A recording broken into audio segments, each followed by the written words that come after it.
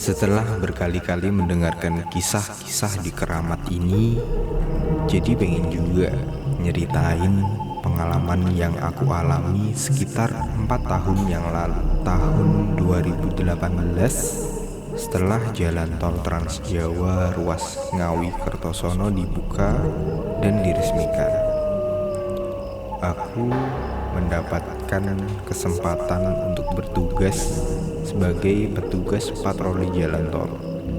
Sebagai petugas patroli, ya udah jadi hal biasa bertemu kejadian-kejadian di jalan seperti ban meletus, kendaraan oleng, hingga kehabisan bensin di tengah tol. Saat itu gerimis, tapi tak cukup deras. Aku yang tengah berada di kantor bersiap untuk patroli shift malam dengan temanku, sebut saja Dimas. Dia anaknya kecil, namun cekatan dan pemberani. Setidaknya nanti kalau ada yang butuh bantuan, aku gak perlu susah-susah keluar banyak tenaga, biar Dimas aja yang turun tangan. Pikirku saat itu. Pukul 22.30, kendaraan kami bergegas dengan kecepatan sedang berpatroli menyusuri jalan tol. Saat itu hujan baru saja berhenti, sehingga jalanan menjadi agak licin. Beberapa kali kami melihat kendaraan melintas dengan kecepatan tinggi yang mengalami ban selip. Namun untung saja tidak ada yang sampai terjadi kecelakaan. Sekitar 30 menit kami menyusuri jalan tol.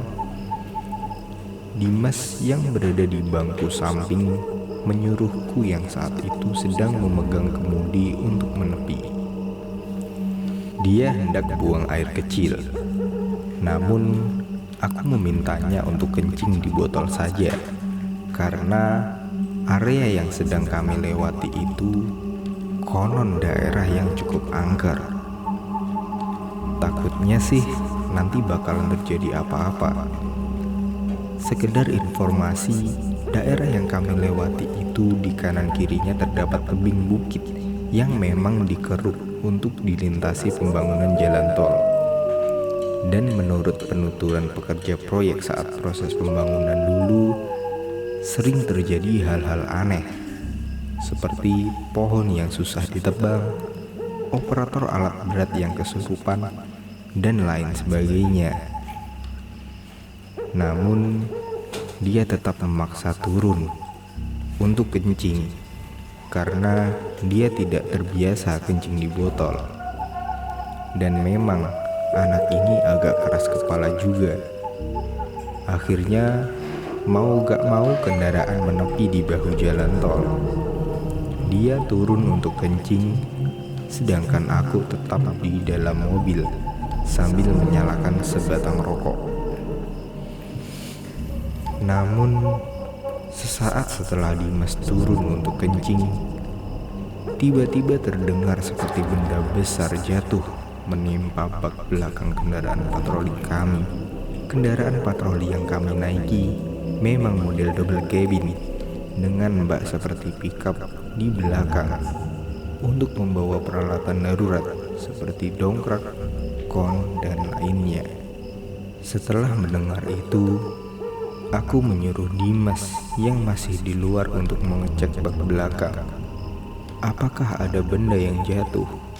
Namun katanya tidak ada apapun, dan kami pun melanjutkan patroli hingga suatu hal terjadi.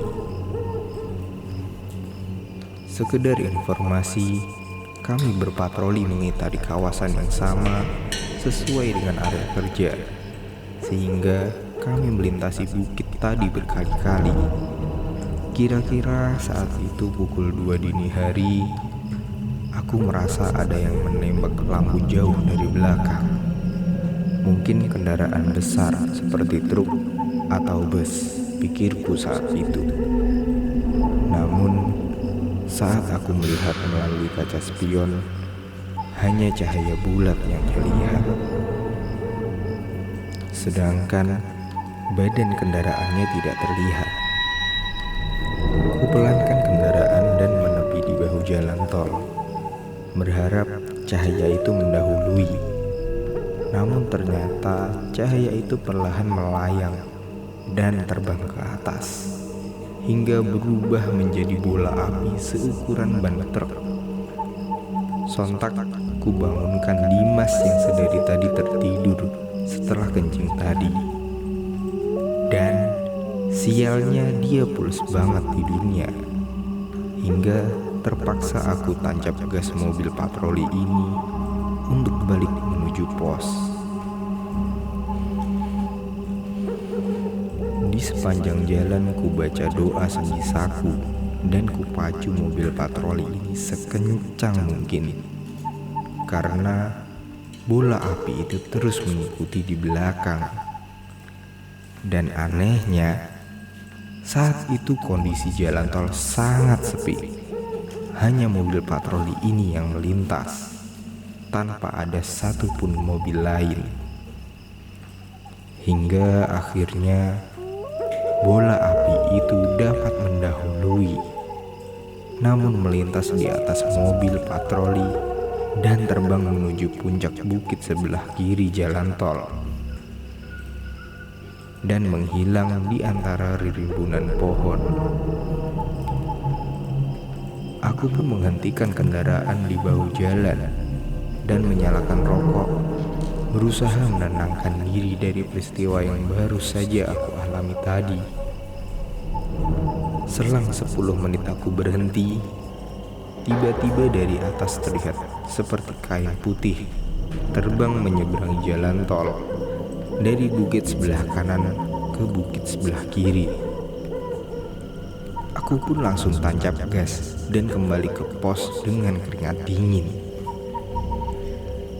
Brengseknya, Dimas baru bangun saat mobil tiba di pos dan menanyakan padaku kenapa aku keringetan. Seketika aku maki dia yang sedari tadi hanya molor saat patroli, dan dia hanya tertawa saat aku ceritakan kejadian tadi. Sekitar pukul 10 pagi, aku mendapat kabar dari temanku yang mendapat giliran shift bahwa telah terjadi kecelakaan bus menabrak truk dari belakang di kilometer tempat di mana aku semalam dikejar bola api itu. Entah semua ini ada hubungannya atau tidak, yang jelas tetap berhati-hati di jalan, jangan lupa berdoa dan selalu utamakan keselamatan dimanapun Anda berada.